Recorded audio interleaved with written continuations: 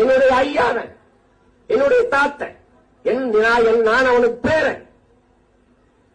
இதுக்கு இளங்கவனும் பேரன்னு போடுவான். நான் கொள்கை பேரன், நான் தான் நிஜம். எங்க ஐயா இருந்தா யாரு உன் பேரன்னு என்னைத்தான் சொல்லுவாரு, அவரை சொல்ல மாட்டார். ஏன் இவரை திறக்கணும்?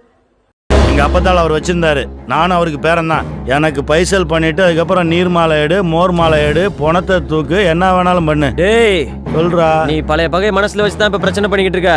பேசாம போயிரு, அசிங்கப்பட்டு போயிருவ. நீதானா? ஏன் பாக்கணுமா? இப்ப இதான் ஏப்பா ஏழ்ற இது பெரிய உடம்பா. அவன் தாத்தா சித்து போய் வெளிநாடு வெளியூர்ல இருந்து வந்திருக்காங்க. நீ பாட்டு பெரிய மனுஷன் வச்சு தர பண்ண வழிய விடப்பா. வழி விட முடியாதுப்பா.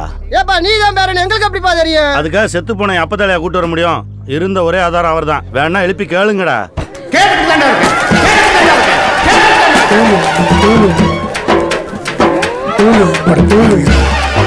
யாருக்கு யாரா பேரன்? பேரனாம்ல நான் சித்தல அவன் சட்டை பிடிச்சி கேட்க வேண்டியதுதானே?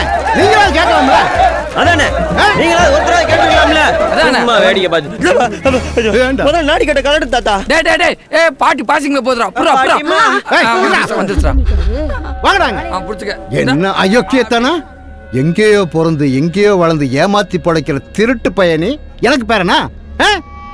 சொல்லு. போயிரு. Dispose this fellow. I will take care தாத்தா. நான் தான் அப்பவே சொன்னேனே, பேசாம போயிரு, அசிங்கப்பட்டு போயிருவேன்னு. டேய் சம்சாமுக்கா, நான் கூட்டிட்டு போயிடுறா. டேய் போய் சொல்றா. நம்மலாம் சொன்னா அடிச்சு போடுவாங்கப்பா. என்ன மூக்கா போறியா இல்ல?